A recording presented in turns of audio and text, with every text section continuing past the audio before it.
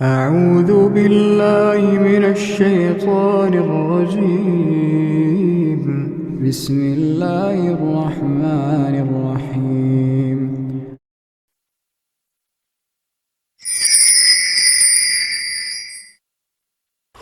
نبیہا shopping کے تھیلوں سے لدھی بندھی کمرے میں داخل ہوئی تو اس نے دیکھا کہ اس کا شوہر خالد آنکھیں بند کیے مسیری پر لیٹا ہے، مگر اس کے انداز سے ظاہر تھا کہ وہ سو نہیں رہا۔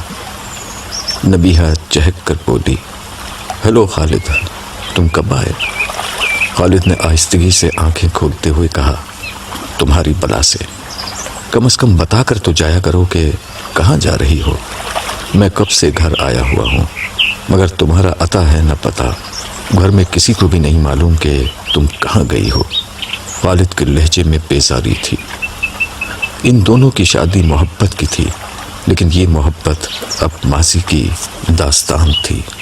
اب تو ہر دوسرے دن ان دونوں میں جھگڑا ہوتا رہتا تھا۔ اس وقت ایک نئے جھگڑے کی شروعات تھی۔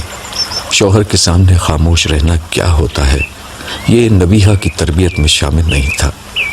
وہ اسی لہجے میں تنک کر بولی، بھائی اور کہاں جاتی؟ شاپنگ کرنے گئی تھی تو کم از کم موبائل تو سن لیا کرو۔ فون کر کر کے تھک گیا، مگر تمہارا فون بھی بند آ رہا تھا۔ تم میں ذمہ داری کا ذرا بھی احساس نہیں ہے۔ خالد نے درستی کے ساتھ کہا تو نبیہا مزید بدک گئی۔ دوپہر کو سونے لیٹی تو موبائل بند کر دیا تھا، پھر اٹھی تو موبائل آن کرنا یاد نہیں رہا، اور میں شاپنگ پر نکل گئی۔ میں کوئی بچی تو نہیں ہوں جو تم میرے لیے اتنا پریشان ہو رہے ہو۔ ویسے تم اتنا جھلا کیوں رہے ہو؟ طبیعت تو ٹھیک ہے تمہاری؟ میری طبیعت ٹھیک ہے، مگر تمہارے مزاج ٹھیک نہیں ہے۔ تم شوہر کو شوہر نہیں سمجھتی، یہی تمہارا مسئلہ ہے۔ ہاں، اب تو تم شوہر بن چکے ہو۔ یاد نہیں شادی سے پہلے ہر وقت میرے پیچھے لگے رہتے تھے، مجھ سے کہتے تھے کہ ہم دوست بن کر رہیں گے۔ نبیہا نے بھی ترکی بترکی جواب دیا، وہ میری غلطی تھی۔ شادی سے پہلے لڑکا لڑکی دوست ہو سکتے ہیں، شادی کے رشتے میں شوہر شوہر ہوتا ہے اور بیوی بیوی ہوتی ہے۔ ذرا اپنے گھر میں دیکھو کہ تمہاری بھابھی سارا کس طرح رہتی ہیں، شوہر کو وہ کیا درجہ دیتی ہیں۔ مائی ڈیئر خالد، نبیہا طنزیہ لہجے میں بولنا شروع ہوئی، وہ لوئر مڈل کلاس گھرانے کی لڑکی ہے، میں سیٹھ شفقت کی بیٹی ہوں، اور بائی دا وے تم شاید بھول گئے، تم میرے عشق میں آہیں بھرتے تھے، یونیورسٹی میں ہر وقت میرے آگے پیچھے گھومتے تھے، اب تمہیں کیا ہو گیا ہے؟ ہاں، کسی نے ٹھیک کہا ہے، محبت اندھی ہوتی ہے اور شادی دوبارہ بینائی لوٹا دیتی ہے۔ خالد نے بے بسی سے کہا اور کروٹ لے کر دوسری طرف لیٹ گیا۔ نبیہا کچھ دیر تک کھڑی اسے کھا جانے والی نظروں سے دیکھتی رہی، اور پھر پاؤں پٹکتی ہوئی کمرے سے باہر چلی گئی۔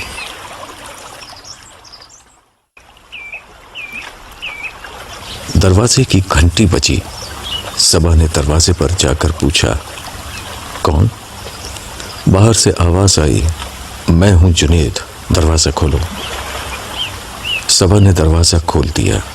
جنید خاموشی سے گھر کے اندر داخل ہو گیا۔ اس کا چہرہ مرجھایا سا تھا۔ وہ خاموشی سے اندر آ کر بیٹھ گیا۔ اس پر اداسی کے گہرے بادل چھائے ہوئے تھے۔ وہ ایک بے حد حساس اور ذہین نوجوان تھا۔ اسے اپنی غربت کی بنا پر بہت اعلیٰ تعلیم کا موقع تو نہیں ملا تھا، مگر جو کچھ بھی پڑھا اس میں اس کی کارکردگی بہت اچھی تھی، مگر ملازمت نہ ملنے اور زندگی کی مسلسل تلخیوں نے اسے خود بھی تلخ بنا دیا تھا۔ مایوسی اور منفی سوچ نے ہر سمت سے اس کا احاطہ کر لیا تھا۔ آج ایک اور ناکامی نے اسے بہت دل برداشتہ کر دیا تھا۔ اسی اثنا میں جمیلہ بھی اپنے کمرے سے گھنٹی کی آواز سن کر باہر آ گئی۔ اسے دیکھتے ہی وہ بولی، بیٹا کیا ہوا؟ تم انٹرویو دینے گئے تھے، کچھ بات بنی؟ اس کی بات پر جنید پھٹ پڑا۔ وہ چلاتے ہوئے بولا، امی جب تقدیر ہی بگڑی ہوئی ہو تو بات کیسے بن سکتی ہے؟ میں نے کوئی باہر سے انجینئرنگ یا اکاؤنٹس کی ڈگری تو نہیں لے رکھی کہ جہاں جاؤں جاب مل جائے۔ گریجویشن چاہے فرسٹ کلاس میں ہو، اس کی کوئی حیثیت نہیں۔ یہاں جاب تو بس تعلق اور ریفرنس سے ملتی ہے۔ یہ کوئی کیوں نہیں سمجھتا کہ غریبوں کے سارے جاننے والے غریب ہی ہوتے ہیں، اور جو امیر ہوتے ہیں وہ بیکار اور بے فائدہ ہوتے ہیں۔ صبا نے اپنی بھائی کی تائید کرتے ہوئے کہا۔ اس کا اشارہ اپنے بہنوئی حمزہ اور چچا شفقت کی طرف تھا۔ صبا، جمیلہ نے اسے ڈانٹتے ہوئے کہا، تو بھائی کے زخموں پر نمک مت ڈال، جا اور بھائی کے لیے کھانا لا۔ اچھا لا رہی ہوں۔ پھر وہ بھائی کو دیکھ کر شوخی سے بولی، بھائی تم منہ ہاتھ دھو لو، میں تمہارے لیے 5 اسٹار کھانا لاتی ہوں جو تم کئی ماہ سے کھا رہے ہو، دال روٹی۔ یہ کہہ کر ہنستے ہوئے کچن کی طرف چلی گئی۔ اسے جاتا ہوا دیکھ کر جمیلہ غصے سے بولی، شکر کر یہ بھی بوڑھی ماں کی وجہ سے کھانے کو مل رہا ہے۔ پھر وہ جنید کے سر پر محبت سے ہاتھ رکھ کر بولی، بیٹا مایوس مت ہو، اللہ جاب ضرور دلوائے گا۔ مایوس نہ ہوں تو کیا خوشی سے ناچنا شروع کر دوں؟ 1 سال ہو گیا ہے ملازمت ڈھونڈتے ہوئے، پتہ نہیں ان حکمرانوں کو احساس ہے یا نہیں کہ بے روزگاری کیا چیز ہوتی ہے۔ بازاروں میں دیکھو تو لوگوں کے رش سے لگتا ہے کہ پیسوں کے انبار ہیں جو لوگوں کے پاس لگے ہیں۔ کبھی کبھی تو دل چاہتا ہے کہ ایک بندوق خرید کر سب کو لوٹنا شروع کر دوں۔ نہیں بیٹا، ایسا نہیں سوچتے، ایسا سوچنا بھی گناہ ہے۔ تم فارغ وقت میں مسجد میں جا کر بیٹھا کرو، زیادہ سے زیادہ وقت وہیں گزارو، شیطان دور بھاگے گا۔ جاب نہیں ملتی تو نہ ملے، ابھی تمہاری ماں زندہ ہے، تم پریشان نہ ہو۔ نہ ملے ملازمت، گھر کا خرچہ چلتا رہے گا۔ جمیلہ نے اسے تسلی دیتے ہوئے کہا۔ وہ بیٹے کے اندر اٹھتے ہوئے طوفان کو دیکھ کر ڈر گئی تھی۔ اسے یہی راستہ نظر آیا کہ بیٹے کو مسجد کے راستے پر لگا دے۔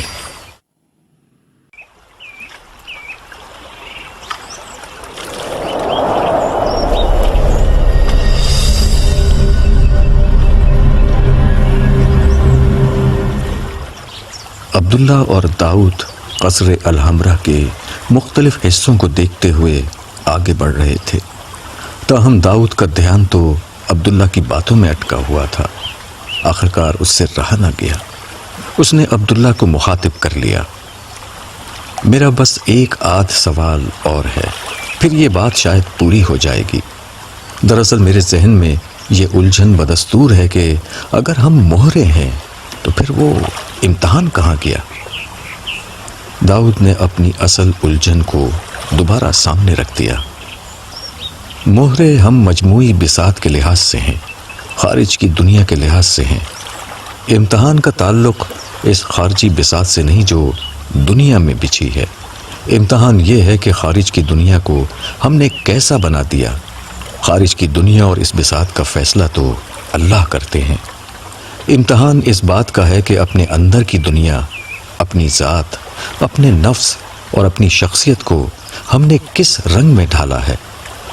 دوسرے الفاظ میں کہوں تو ہم اخلاقی پہلو سے حالت امتحان میں ہیں۔ اخلاقی طور پر اچھا یا برا عمل کر کے ہم جنت اور جہنم کو کماتے ہیں۔ جو دوسری چیز میں بار بار واضح کر رہا ہوں وہ یہ ہے کہ خارجی اعتبار سے ہم میں سے کسی کی اس سے زیادہ کوئی حیثیت نہیں ہے کہ اللہ کی مرضی کی تکمیل کرے۔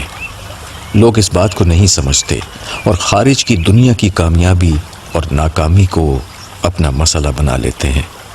وہ دنیا میں تبدیلی لانے اور انقلاب برپا کرنے کو اپنی زندگی بنا لیتے ہیں، حالانکہ یہ اول تا آخر اللہ کی حکمت پر موقوف ہوتا ہے۔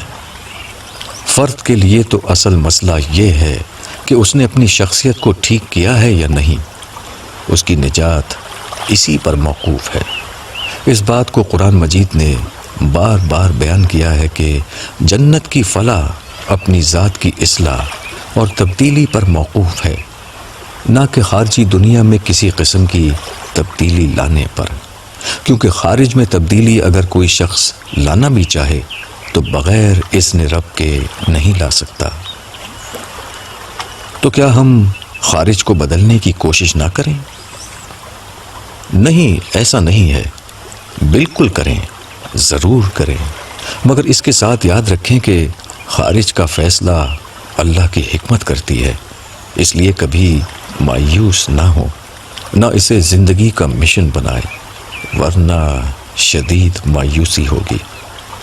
اصل مشن اور اصل امتحان یہ ہے کہ اخلاقی طور پر اپنے وجود کو پاکیزہ بنا کر اس کی اصلاح کرتے رہیں۔ اس میں ناکامی کا مطلب آخرت کی تباہی ہے۔ اور شیطان، وہ کوئی امتحان نہیں دے رہا۔ شیطان اور اس کی ذریت اور اولاد کا فیصلہ ہو چکا ہے، ان کو تو بس مہلت ملی ہوئی ہے۔ اسی مہلت کا نتیجہ ہے کہ دنیا میں انسان اور شیطان کی جنگ جاری ہے۔ یاد رکھنا داؤد، بظاہر اس دنیا کی بساط پر بہت سی کشمکشیں بپا ہیں، مگر در حقیقت ایک ہی جنگ اصل ہے، وہ ہے ابلیس و آدم کی جنگ۔ اس جنگ کے سوا در حقیقت یہاں اور کچھ نہیں ہو رہا، جو ہے وہ فریب نظر ہے۔ اصل حقیقت صرف ایک ہے، ذریت ابلیس اور ذریت آدم کی جنگ۔ خوب، بہت خوب۔ بس اسی حوالے سے ایک آخری بات بتا دیں۔ کہتے ہیں کہ شیطان تو بہت پہنچی ہوئی ہستی تھا، شاید عزازیل اس کا نام تھا، اور وہ فرشتوں کا بھی استاد تھا۔ اتنے بڑے شخص نے اللہ کی نافرمانی کرتے ہوئے آدم کو سجدہ کرنے سے کیوں انکار کیا؟ اس نے یہ غلطی کیوں کی؟ داؤد کا سوال سن کر عبداللہ کے چہرے پر ایک مسکراہٹ آ گئی۔ وہ ہنستے ہوئے بولا، قرآن مجید اس کو ابلیس کے نام سے پکارتا ہے، مگر شیطانوں کے نام اہم نہیں ہوتے، ان کا کام اہم ہوتا ہے۔ وہ کام ہے اللہ کے بندوں کو اللہ کی نافرمانی پر آمادہ کرنا۔ یاد رکھنے کی یہی اصل بات ہے۔ بہرحال ابلیس کو اپنی بڑائی کا ظلم تھا۔ وہ احمق بڑائی کے اس ذہن میں یہ نہیں سمجھ سکا کہ اصل حکم یہ نہیں تھا کہ آدم کو سجدہ کرو۔ اس حکم کی اصل حقیقت یہ تھی کہ اللہ کے فیصلے کو سجدہ کرو۔ فرشتے اس حقیقت کو پا گئے تھے، چنانچہ انہوں نے اس فیصلے سے متعلق اسکیم کو سمجھنے کے لیے ایک دو سوالات کیے، اور جیسے ہی اصل بات واضح ہوئی سب سجدے میں گر گئے۔ گویا شیطان یہ حقیقت نہیں دیکھ سکا کہ انسان خدا کی بساط کا ایک مہرہ ہے۔ سجدہ انسان نامی مخلوق کو نہیں کرنا تھا، بلکہ اللہ تعالیٰ کو کرنا تھا، جس نے اس مہرے کو آگے بڑھایا تھا۔ لوگ آج بھی یہی غلطی کرتے ہیں، بساط کے مہروں کو اصل حقیقت سمجھ لیتے ہیں، اور اس حکیم رب کو نہیں دیکھ پاتے جو ان سب کے پیچھے ہے۔ ایسے لوگ اپنی منمانی کرتے ہیں اور بظاہر بہت کامیاب اور خوش نظر آتے ہیں، مگر جب قیامت آئے گی تو حقیقت کھلے گی کہ ظاہری چیزوں کو اہمیت دے کر اور خدا کو فراموش کر کے وہ ہمیشہ کے لیے شکست کھا چکے ہیں۔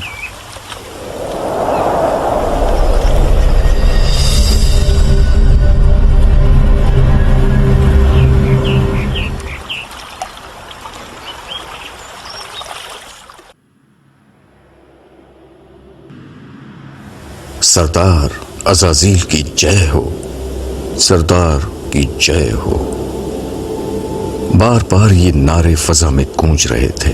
اس گونج سے ماحول میں ایک دہشت ناک ارتعاش پیدا ہو رہا تھا۔ سردار نے اپنا ہاتھ بلند کیا تو نعروں کی گونج معدوم ہونا شروع ہو گئی۔ فضا میں ایک دفعہ پھر مہیب اور پراسرار خاموشی چھا گئی۔ خاموشی کے اس پردے کو سردار کی دلدوز صدا نے چاک کرنا شروع کیا۔ خدا نے آدم کو دنیا میں اپنا پیغمبر بنا کر بھیجا اور اس کی اولاد سے یہ وعدہ کیا کہ وہ ان کی رہنمائی کے لیے ہر دور میں پیغمبر بھیجے گا۔ ان پیغمبروں نے کبھی چند لوگوں کو ورغلایا بھی تو ہم نے ان کی نسلوں کو دوبارہ اپنے راستے پر ڈال دیا۔ یہ سلسلہ چلتا رہا یہاں تک کہ عرب میں ایک پیغمبر ابراہیم کو پیدا کیا گیا۔ ایک بت پرست آزر کے گھر میں ایک خدا پرست پیدا ہوا۔ اس نے اور پھر اس کی اولاد نے ہمارے خلاف ایک منظم بغاوت پھیلا دی۔ پہلی دفعہ یہ سانحہ ہوا کہ اس دھرتی پر شیطان کے بجائے خدا کی عبادت ہونے لگی۔ یہ گھٹیا انسان خدا پرست بننے لگے۔ یروشلم اور مکہ میں خدا کے گھر بنا دیے گئے، جہاں پوری پوری قومیں ایک خدا کی عبادت کرنے لگیں۔ مگر ہم نے اپنی جنگ جاری رکھی، یہاں تک کہ خدا کے گھر کو ہم نے بتوں سے بھر دیا، اور اس کے معبد یروشلم کو ہم نے خدا کے نام لیواؤں کا قبرستان بنا دیا۔ نہ کلیم خدا کا عصا ہمیں روک سکا، نہ مسیح ناصری کے معجزات ہماری راہ کی دیوار بن سکے۔ سردار عزازیل کی جے ہو، ایک دفعہ پھر نعرہ بلند ہوا۔ اس سے قبل کہ سردار کچھ مزید کہتا، سوگویال کی پھنکارتی ہوئی آواز بلند ہوئی، میرے آقا یہ بھی فرمائیے کہ ہم نے مسیحی ناصری کے پیروکاروں کے ساتھ کیا کیا تھا؟ خوب یاد دلایا تم نے سوگویال۔ مسیح نے مچھلیوں کے شکاریوں کو انسان پکڑنا سکھایا۔ یہ لوگ توحید کے مبلغ بن کر دنیا بھر میں پھیلے، مگر ہم نے انسانوں کے روپ میں موجود اپنے ایجنٹوں سے خود مسیحی ناصری کو خدا کا بیٹا بنوا دیا۔ اب مسیح کے شکاری ساری دنیا میں انسانوں کا شکار تو کرتے ہیں، مگر خدا کے لیے نہیں، ہمارے لیے۔ یہ عیسائی مشنری انسانوں کو خدا کے بجائے مسیح کی پرستش کے کام پر لگا دیتے ہیں۔ وہ خدا کے پیغمبر کو خدا کا بیٹا بنا چکے ہیں، اور 2000 سال سے باقی دنیا کو اسی کام پر لگا رہے ہیں۔ اس سے بڑا لطیفہ اور کیا ہو سکتا ہے؟ یہ کہتے ہوئے اس نے ایک زوردار قہقہ لگا دیا۔ اس کی آواز کی مکرو آواز تمام حاضرین کے دلوں میں ایک جل ترنگ کی طرح گونجی، اور وہ بھی اس لطیفے پر زوردار آواز میں ہنسنے لگے۔ یہ ہنسی کیا تھی، گویا ہزاروں اژدہوں کی پھنکار سے فضا آلودہ ہو گئی۔ یہ پھنکار ختم ہو گئی تو سردار کی وحشت ناک آواز نے اس کی جگہ لے لی۔ مگر پھر وہ وقت آیا جب عرب کے پہلے پیغمبر کی اولاد میں آخری پیغمبر کا ظہور ہوا۔ یہ بہت مشکل مرحلہ تھا۔ یہ ہماری تاریخ کا سب سے بڑا چیلنج تھا۔ پورے عرب سے ہمیں دیس نکالا مل گیا، ایک خدا کی عبادت کی راہ چل پڑی۔ پیغمبر کے پیروکاروں نے پوری انسانیت کو گمراہ کر کے شیطان کے خلاف عظیم بغاوت پھیلا دی۔ مگر سردار، آپ کی اجازت سے میں یہ عرض کروں گا کہ مکمل شکست ہم نے اس وقت بھی نہیں کھائی تھی۔ ہم نے ایک نسل بعد ہی عرب کے پیغمبر کے پیروکاروں کو آپس میں لڑوا دیا تھا۔ زاریوس نے سردار کی گفتگو میں مداخلت کرتے ہوئے کہا، ہاں تم نے بالکل ٹھیک کہا زاریوس، ہم اس وقت یہ نہیں کر پاتے تو یہ لوگ پورے کرۂ ارض کے انسانوں کو گمراہ کر دیتے۔ چنانچہ ہم نے باہمی جھگڑوں سے ان کی اس ابتدائی یلغار کو روک دیا، اور پھر اگلی نسلوں کی توجہ کبھی اس مشن کی طرف نہیں ہوئی۔ مگر اس کے باوجود کچھ لوگ اٹھتے رہے جو اس امت کے اندر بھی ہماری بات کو پھیلنے سے روکتے رہے، اور دوسری قوموں میں بھی اسلام کی دعوت پہنچاتے رہے۔ ان لوگوں کی کوششوں سے پیغمبر کے نام لیواؤں نے ایک ایک کر کے بہت سی قوموں اور نسلوں کو ہماری غلامی سے نکالا۔ عرب اور مصر کے بعد فارس، شمالی افریقہ، ہندوستان، وسط ایشیا، مغربی ایشیا، مشرقی یورپ، جنوبی یورپ، اسپین اور شمالی مشرقی ایشیا کی ملائی قومیں ایک ایک کر کے ہمارے ہاتھوں سے نکلتی چلی گئیں۔ یہ سلسلہ اگر جاری رہتا تو اس دنیا سے ہمیشہ کے لیے شیطان کا اقتدار ختم ہو جاتا۔ چنانچہ 1000 برس بعد ہم نے فیصلہ کن مزاحمت شروع کی، ہم نے اپنی قوت کو دوبارہ مجتمع کیا، مذہب کے نام پر ایسے جال بنے جنہوں نے مسلمانوں کو مکمل طور پر غفلت کی نیند سلا دیا۔ انہیں نہ اپنے معاملات کی اصلاح کی فکر رہی، نہ دوسری اقوام تک اپنے دین کی دعوت پہنچانے کا وہ کام یاد رہا جو نبوت کے خاتمے کے بعد ان کی ذمہ داری تھا۔ ہماری اس زبردست کوشش ہی کا نتیجہ ہے کہ پچھلی کئی صدیوں سے مسلمان کسی نئی قوم کو گمراہ کر کے اسلام کے دائرے میں نہیں لا سکے۔ یہ کہہ کر سردار رکا اور فخریہ نگاہوں سے تمام حاضرین کی طرف دیکھنے لگا۔ زاریوس نے خاموشی کے وقفے میں اس کی تائید کرتے ہوئے کہا، میں آپ کو یقین دلاتا ہوں میرے آقا، ہم آئندہ بھی مسلمانوں کو یہ کام نہیں کرنے دیں گے۔ کوئی نئی قوم اسلام کے دائرے میں داخل نہیں ہوگی، بلکہ جو مسلمان ہیں وہ بھی ایک دوسرے کو کافر قرار دے کر اسلام کے دائرے سے خارج کرتے رہیں گے۔ یقیناً یقیناً ہر طرف سے زاریوس کی تائید میں صدائیں بلند ہونا شروع ہو گئیں۔ منایوس اپنی جگہ سے کھڑے ہوتے ہوئے بولا، میرے آقا اور مولا عزازیل کی قسم، آئندہ دنیا کی کوئی قوم اسلام کے دائرے میں داخل نہیں ہوگی۔ یہ کہتے ہوئے اس نے شدت جذبات سے نعرہ بلند کیا، سردار عزازیل کی جے ہو۔ تمام حاضرین نے اسی جوش سے جوابی نعرہ بلند کر کے اس کی تائید کی۔ فضا میں پھیلے ہوئے شیطانیت کے سائے اور گہرے ہو گئے۔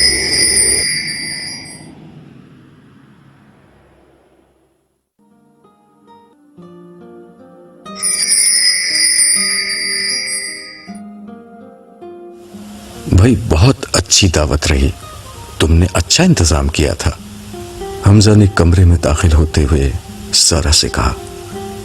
وہ دونوں ابھی ابھی نبیہہ اور خالد کو دروازے تک رخصت کر کے لوٹے تھے۔ جی اللہ کا شکر ہے، سب ٹھیک ہو گیا۔ خالد بھائی تو بہت دنوں بعد آئے تھے، مگر وہ کچھ اکھڑے اکھڑے لگ رہے تھے۔ یہی حال نبیہہ کا تھا، اس نے ایک دفعہ بھی ان سے ٹھیک طرح بات نہیں کی، ایسے تھوڑے ہی ہوتا ہے۔ ارے بھائی میاں بیوی میں کچھ نوک جھوک ہو گئی ہوگی، اور کیا ہوا ہوگا، مگر یہ تو کوئی بات نہ ہوئی۔ وہ اپنے گھر میں تو نہیں بیٹھے تھے، مگر اصل ذمہ داری تو نبیہہ کی تھی۔ خالد بھائی اس کے میکے آئے تھے، اسے ٹھیک طرح برتاؤ کرنا چاہیے تھا۔ ویسے بھی لڑکیوں کو تحمل سے کام لینا چاہیے۔ امی مجھے کیا کچھ نہیں کہہ دیتی، مگر میں کتنا برداشت کرتی ہوں۔ اب میری بہن کے ساتھ تمہیں میری ماں میں بھی خرابیاں نظر آنے لگی۔ آخر کیا کہہ دیا انہوں نے؟ وہ ہر وقت کچھ نہ کچھ کہتی ہی رہتی ہیں، میں آپ سے کیا کیا کہوں۔ آپ کے کہنے پر انہیں امی کہنے لگی تو انہوں نے پھر ڈانٹ پلا دی کہ امی نہ کہا کرو، چچی کہا کرو۔ تو جیسے انہوں نے کہا ہے ویسے ہی کرو۔ حمزہ ایک دم جھلا اٹھا، وہ غصے سے بولا، اور میرے سامنے میری ماں اور بہن کی برائی کی کوئی ضرورت نہیں ہے۔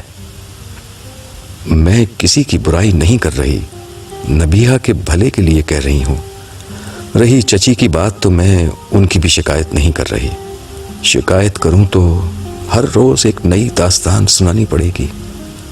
صرف اس لیے آپ کو بتایا ہے کہ آئندہ ان کو آپ کے سامنے چچی کہوں تو آپ برا نہ مان لیں۔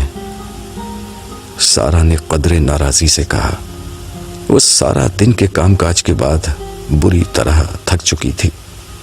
اپنی دانست میں اس نے نبیہہ کے بھلے کی بات کی تھی، مگر یہاں بھی اسے بلا وجہ ڈانٹ پڑ گئی۔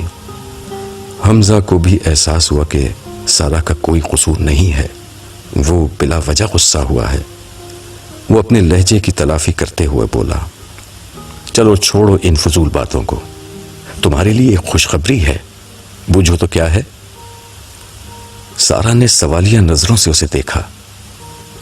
دیکھو تمہاری خاطر میں نے پہلے ابو سے بات کی، وہ الٹا ناراض ہو گئے، مگر پھر بھی میں نے اپنی طرف سے کوشش کی اور جنید کی جاب کی ایک جگہ بات کر لی ہے۔ اس کے پاس نہ اس جاب کا کوئی تجربہ ہے، نہ کوئی اعلیٰ ڈگری۔ اس لیے تنخواہ کوئی بہت زیادہ نہیں ہے، مگر ایک تو اسے تجربہ ملے گا اور دوسرے کم از کم بے روزگاری سے تو بہتر ہے، پھر اور کچھ دیکھ لیں گے۔ حمزہ نے جنید کی ملازمت کی تفصیل بتائی تو سارا ایک دم خوش ہو گئی۔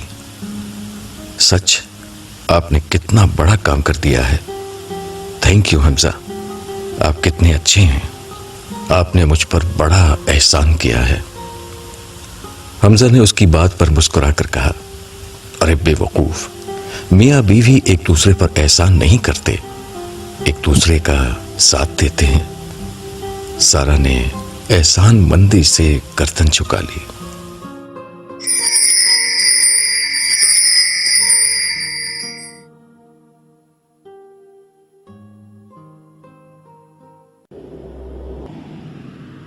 اندھیرے سائے بڑھتے جا رہے تھے، مگر شیطانی طاقتوں کے لیے یہ اندھیرے زندگی کی نوید تھے۔ سردار کی تقریر اسی طرح جاری تھی، اس کے ساتھ ان سب کا جوش و خروش بھی بڑھ رہا تھا، خاص کر اسلام کے دائرے میں پچھلی کئی صدیوں سے کسی نئی قوم کے داخل نہ ہونے کی حقیقت کو یاد دلا کر سردار نے ان کے اندر مسرت اور شادمانی کی لہر دوڑا دی تھی، کیونکہ یہی ان کا اصل مشن تھا، اسلام کی دعوت کا راستہ ہر قیمت پر روکنا۔ انہیں یقین ہو چلا تھا کہ عنقریب دنیا پر ان کا مکمل اقتدار قائم ہو جائے گا۔ جب نعروں کا غلغلہ کچھ تھما تو وہ دوبارہ گویا ہوا۔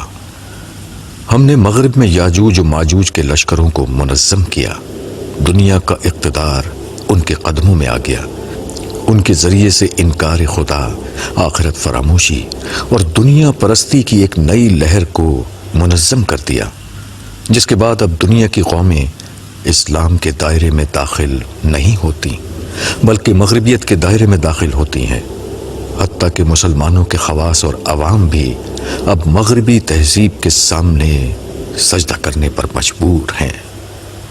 سردار کے الفاظ ان سب کے لیے بارش کے وہ قطرے تھے جو ان کے وجود کو مسرت اور شادمانی کی برسات میں بھگو رہے تھے۔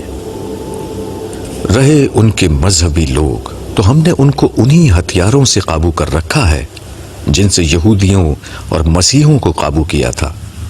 آج کا مسلمان نصارہ کی طرح یا تو خدا کو چھوڑ کر بزرگ ہستیوں کی بڑائی اور عظمت کے احساس میں جیتا ہے، یا پھر یہود کی طرح ظاہری اعمال کی دینداری، شدید تعصب اور قوم پرستانہ احساس میں جیتا ہے، جس کے نتیجے میں یہ لوگ آپس میں لڑتے رہتے ہیں یا پھر دوسری اقوام کے ساتھ جھگڑتے رہتے ہیں۔ سردار کا نام بلند رہے۔ اس موقع پر سوگویال نے کھڑے ہو کر کہا، آپ کی اور بزرگ عزازیل کی رہنمائی سے ہم نے سمجھ لیا ہے کہ ہمیں مسلمانوں کو کبھی دو کام نہیں کرنے دینا چاہیے۔ ایک، کوئی شخص ان میں ایمان، اخلاق اور عمل صالح کی صدا بلند نہ کرنے پائے، اور دوسرا یہ کہ یہ لوگ کبھی دوسری اقوام تک اسلام کا پیغام نہ پہنچانے پائیں۔ ہاں، تم نے بالکل ٹھیک کہا سوگویال، ہم نے ان چیزوں سے دور رکھنے کے لیے مسلمانوں کو بہت سے دوسرے کاموں میں لگا رکھا ہے، یہ اب کبھی بھی ہمارے پھندے سے نہیں نکل سکیں گے۔ یہ کہہ کر سردار کچھ دیر کے لیے خاموش ہوا اور پھر ٹھہرے ہوئے انداز میں دوبارہ گویا ہوا، مگر اب کچھ عرصے سے نئے خطرات منڈلانا شروع ہو چکے ہیں۔ سردار نے اچانک رخ بدلا اور سابقہ تقریر سے ایک بالکل مختلف بات کہی۔ یہ جملہ گویا کہ پوری تقریر کا اینٹی کلائمیکس تھا۔ مجلس پر مکمل سناٹا چھا گیا۔ آخرکار سوگویال نے اس سناٹے کو توڑا۔ وہ خطرہ کیا ہے؟ اس کے انداز سے پریشانی عیاں تھی۔ آپ جانتے ہیں کہ ہمارے ساتھی آسمانوں پر سنگن لیتے رہتے ہیں تاکہ ہمارے خلاف کوئی فیصلہ اترے تو اس کی روک تھام کے لیے پیش کی منصوبہ بندی کی جا سکے۔ ہمیں اس میں بڑی مشکلیں پیش آتی ہیں اور فرشتے آگ برسا کر ہمیں بہت چوٹ پہنچاتے ہیں۔ یہ سلسلہ اسی وقت رکا تھا جب قرآن کی وحی آ رہی تھی، اور ہمارے قدیم دشمن جبرائیل کے ساتھ ہونے کی بنا پر اس کا کوئی امکان ہی نہیں تھا کہ ہم کچھ سنگن لے سکیں، لیکن اس کے بعد سے ہمارے ساتھی اپنی جان پر کھیل کر کچھ نہ کچھ سنگن لینے میں کامیاب ہو ہی جاتے ہیں۔ ایسی ہی کچھ نامکمل مگر انتہائی اہم اطلاعات مجھ تک حال ہی میں پہنچی ہیں۔ وہ بولتے بولتے ایک لمحے کو رکا۔ تمام لوگ یکسو ہو کر اس کی اگلی بات کے منتظر تھے۔ ان معلومات کے مطابق خدا اپنے کام کو پورا کرنے کا فیصلہ کر چکا ہے۔ اس کا کام کیا ہے میرے آقا؟ سوال کرنے والا ایک دفعہ پھر منایوس ہی تھا۔ اس کا کام جو اس نے اپنے ذمے لے رکھا ہے، اپنی ہدایت اور اپنی رہنمائی کو دنیا بھر کے انسانوں تک پہنچا دینا ہے۔ یہی وہ کام ہے جس کے کرنے سے ہم نے صدیوں سے مسلمانوں کو روک رکھا ہے، مگر اب اس مقصد کے لیے خدا نے عرب کے پیغمبر کے کچھ نام لیواؤں کو استعمال کرنے کا فیصلہ کیا ہے، اور اس دفعہ اس کے ارادے خطرناک لگتے ہیں۔ مگر ہمیں کیا پرواہ؟ حاضرین میں سے ایک اور شخص نے پورے اعتماد کے ساتھ کہا، ہم نے تو پیغمبروں کی بھی نہیں چلنے دی، تو یہ عام لوگ ہمارا کیا بگاڑ سکتے ہیں؟ ہاں، تم ٹھیک کہتے ہو، اسی لیے میں نے تمہیں آج پوری داستان سنائی ہے کہ تم لوگ حوصلہ بلند رکھو۔ یہ گندی نالی کے گندے کیڑے ہمارا کچھ نہیں بگاڑ سکتے۔ اصل خطرہ عرب کے پیغمبر سے ہے۔ جو شخص اب موجود ہی نہیں، اس سے کیا خطرہ؟ اس دفعہ تبصرہ کرنے والا زاریوس تھا۔ خطرہ ہے، پیغمبر کا دین پوری طرح موجود ہے، رہنمائی پوری طرح موجود ہے۔ ہم نے جب موسیٰ کی قوم کو شکست دی تھی تو دوہرا وار کیا تھا۔ ایک طرف اصل تعلیم میں ہم تحریف کروا دیتے تھے، اور دوسری طرف موسیٰ کے ماننے والوں کے لیے ہم ان چیزوں کو اہم بنا دیتے تھے جن پر ان کی نجات موقوف نہ تھی۔ اس دوہرے ہتھیار سے ہم نے موسیٰ کی قوم کی بغاوت کو کچل ڈالا، مگر عرب کے پیغمبر کا معاملہ الگ ہے۔ اس پیغمبر کی اصل تعلیم اس کی کتاب میں محفوظ ہے۔ یہ کتاب ہماری پہنچ سے محفوظ کر دی گئی ہے، ہم اس میں تحریف کر کے اسے بگاڑ نہیں سکتے۔ صرف یہ کیا جا سکتا ہے کہ اصل تعلیم سے ہٹا کر لوگوں کو دوسرے کاموں میں لگا دیا جائے۔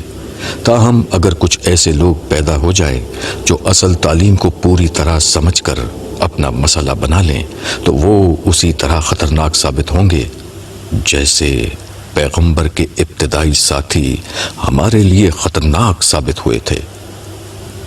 اس موقع پر زاریوس اپنی جگہ پر کھڑا ہو گیا اور ادب سے بولا، میرے آقا، آپ تو جانتے ہیں کہ ہم نے صدیوں سے مسلمانوں کو اس کتاب کو بغیر سمجھے پڑھنے کی مشق پر لگا رکھا ہے۔ ویسے بھی اس وقت مسلمان کے نام پر دنیا میں جو لوگ موجود ہیں وہ اپنے تعصبات میں مبتلا فرقہ پرست لوگ ہیں۔ ان لوگوں کے لیے قرآن بس زبانی طور پر خدا کا کلام ہے، ورنہ ان کی اصل محبت دوسری چیزوں کے ساتھ ہے۔ وہ چیزیں جیسے ہی سامنے آتی ہیں وہ مختلف تعویلیں کر کے خدا کے کلام کو اٹھا کر کمر کے پیچھے پھینک دیتے ہیں۔ میرے آقا، جن لوگوں نے خدا کے کلام کے ساتھ یہ سلوک کر رکھا ہو ان سے ہمیں کیا خطرہ ہو سکتا ہے؟ بیٹھو زاریوس، مجھے تمہاری صلاحیت اور خدمات کا اعتراف ہے، یہ سب تمہارا ہی کارنامہ ہے، مگر میں سب مسلمانوں کی بات نہیں کر رہا، کچھ لوگوں کی بات کر رہا ہوں۔ سردار نے اپنی بات پر زور دیتے ہوئے کہا، تو کیا کچھ ایسے لوگ پیدا ہو گئے ہیں؟ اس دفعہ سوگویال نے سوال کیا۔ پیدا ہوئے نہیں ہیں، پیدا کیے گئے ہیں، خدا کی طرف سے خاص طور پر اٹھائے گئے ہیں، سردار نے تشویشناک لہجے میں کہا، اور یہی آج کے اس اجلاس کا مقصد تھا۔ ہمارے لوگوں نے جو سنگن لی ہے اس میں کئی لوگوں کے نام سامنے آئے ہیں، مگر ان میں سے ایک بہت خطرناک ہے۔ اس شخص کے ذریعے سے سردار عزازیل کے خلاف بہت بڑی بغاوت آ سکتی ہے۔ کون ہے وہ فتنہ پرور؟ سوال کرتے ہوئے سوگویال کے لہجے سے حقارت ٹپک رہی تھی۔ وہ اسی خطے کا باسی ہے، اس کا نام عبداللہ ہے۔